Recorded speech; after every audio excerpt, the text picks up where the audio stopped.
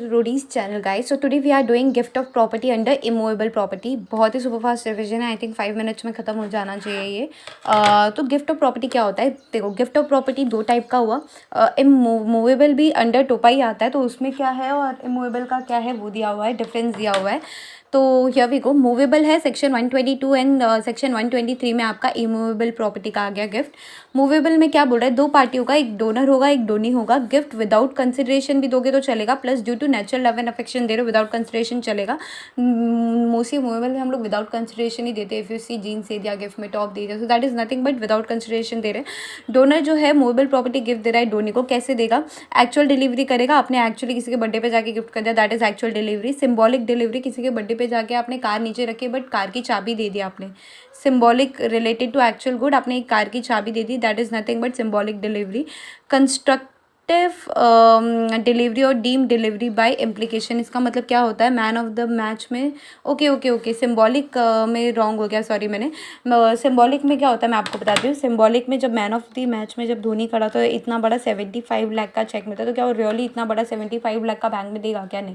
तो that's just a symbolic check कि आपको इतना मिला है, तो that is nothing but symbolic delivery. Constructive delivery और डिमांड और डिलीवरी बाय इम्प्लीकेशन क्या होता है? कंस्ट्रक्टिव डिलीवरी और डिमांड और डिलीवरी बाय इम्प्लीकेशन क्या होता है?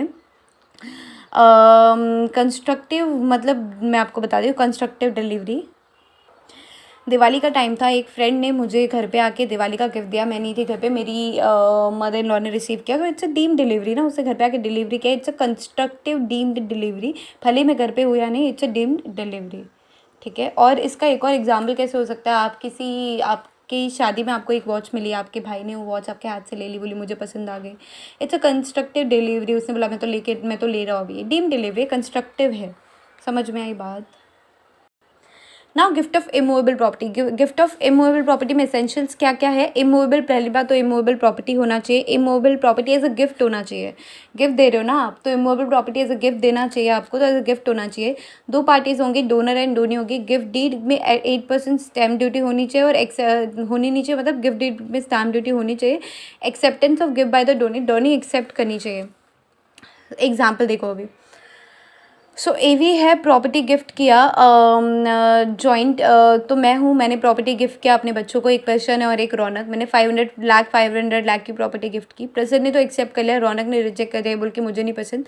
तो क्या ये पूरा का पूरा जो डीड है वो इनवैलिड हो जाएगा या पार्शियली वैलिड होगा? तो in case of Prasann partially valid होगा, इसने एक्सेप्ट कर ली। In case of Raunak it would be not valid, तो पार्शियली वैलिड हो जाएगा। ये डॉक्ट्राइन ऑफ सेवरेबिलिटी बोलते हैं इसको, कि जिसने एक्सेप्ट किया उसके केस में वैलिड हो जाएगा, पार्शियल एक्सेप्टेबल हो जाएगा।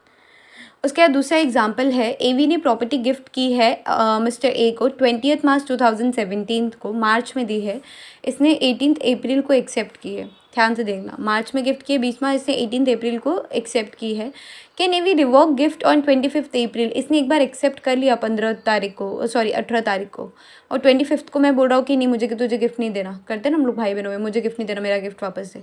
तो ये भी क्या बोला? मेरा गिफ्ट वापस दे, मेरे को गिफ्ट नहीं देना। इसने बोला मैं एक्सेप्ट कर चुका हूँ 18 को, अब आपका कुछ नहीं हो सकता। No, because acceptance has already been made by Tony, मैंने एक्सेप्ट कर लिया। तो रजिस्ट्रेशन, और यहाँ पे रजिस्ट्रेशन भी हो गया 15 मई को। रजिस्ट्रेशन हो या ना हो, मैंने एक्सेप्ट कर लिया तो कर लिया। Registration will not decide that will. Will it make any difference to your answer if revocation is on 15th April? मैंने 20th मार्च को गिफ्ट दिया था, इसने अभी तक एक्सेप्ट नहीं किया, मैंने अपना गिफ्ट वापस ले लिया कि चल मैं तेरे को नहीं दे रहा। तो yes, offer can be withdrawn before acceptance. मैंने ऑफर दिया था, मैंने विदड्रॉ कर लिया क्योंकि उसने अब तक वैसे भी एक्सेप्ट नहीं किया था।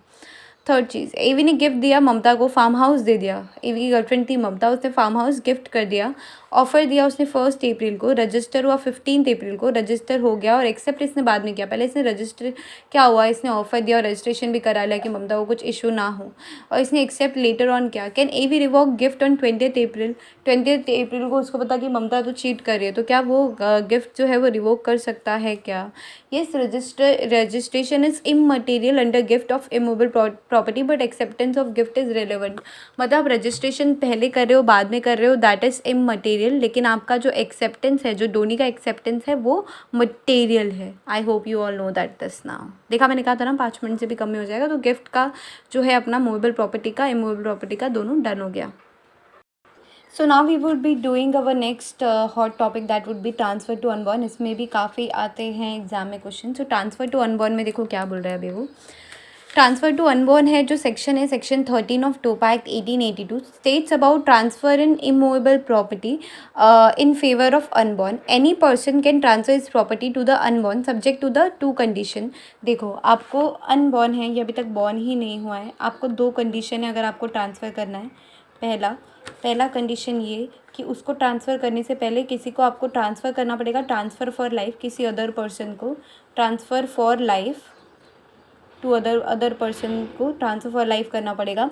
सेकंड कंडीशन ये है कि द प्रॉपर्टी मतलब जो द पर्सन है whose favour the property has been transferred, उसके पास प्राइमरीली वो एक्सरसाइज करेगा all the rights related to property as well as जो भी बेनिफिट होगा वो सारे इन्जॉय करेगा।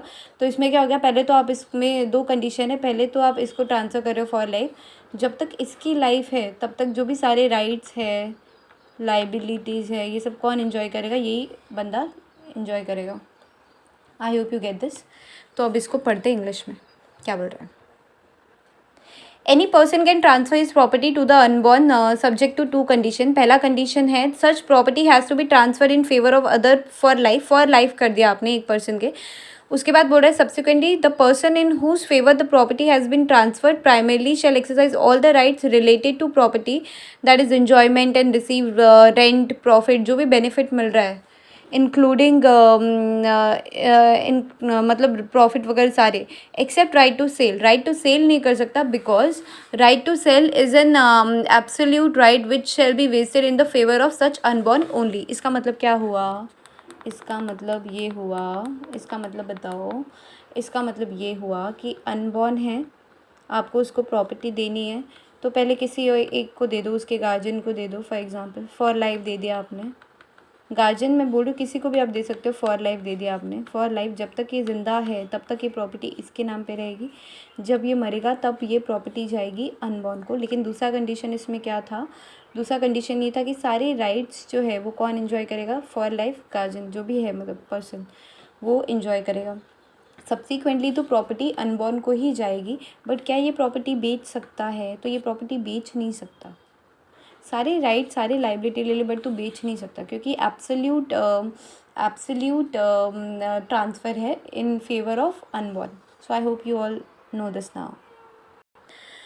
सो अब इसी में सेक्शन 16 आता है which says failure of interest. Failure of interest मतलब क्या कि ट्रांसफ़र करने से पहले एक इसने इसका एक कंडीशन दिया था इसने, that whenever there is a transfer of property in favour of unborn and the condition precedent to such transfer has not been complied with, there is a failure of such condition to exist, then transfer shall stand void, तो property shall given back to the original transferor.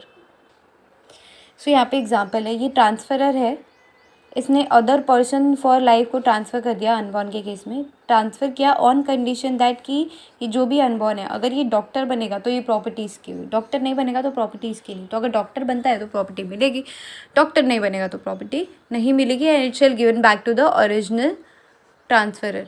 Again ये condition में specify करना पड़ेगा as कब तक बनना है कब तक नहीं, वरना वो फॉर लाइफ तक तो बनेगा नहीं, तो वो थोड़ा अलग मैटर हो जाता है। या फिर इसमें दूसरा कंडीशन आप दे सकते हो कि लड़का हुआ तो प्रॉपर्टी उसकी, लड़की हुई तो भी तो प्रॉपर्टी उसके पास चली जाएगी। ओके, फेलियर ऑफ इंटरेस्ट हुआ, rule against perpetuity.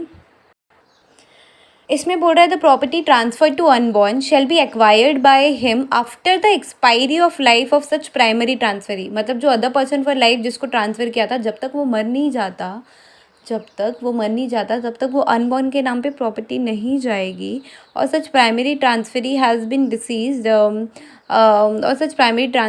Bin deceased before attainment of majority age. मतलब कि वो प्राइमरी जो ट्रांसफरी था वो उसके जो मेजॉरिटी एज के पहले ही मर गया, तो जो फिर कौन देखेगा वो प्रॉपर्टी को। So then the property shall be moved to the guardian appointed by court under guardian and ward act 1890। फिर वो कोर्ट का मामला हो जाएगा, कोर्ट देखेगी किसको गार्जियन अपॉइंट करना है, क्या करना है। इससे हमको एक कंक्लूजन मिल रहा है that the property shall be vested in favour of such unborn after. तो मतलब कि जब वो प्राइमरी ट्रांसफरी था जिसके नाम पे ट्रांसफ़र किया था, जब तक वो एक्सपायरी नहीं हो जाती उसकी लाइफ की, या फिर attainment of majority as by such unborn नहीं हो जाता, विच एवर इज़ लेटर का मतलब विच एवर इज़ लेटर मतलब वो मरा नहीं। आप आपका मेजॉरिटी एज हो गया, आप और 40 साल के हो गए तभी प्रॉपर्टी नहीं मिलेगी, वो मर गया, आप 20 साल के हो तो फिर आपने मेजॉरिटी एज कवर नहीं की तो फिर गार्जियन एंड वार्ड एक्ट के हिसाब से कोर्ट देखेगा। तो ये हो गया आपका अनबॉर्न वाला एक्ट ख़त्म।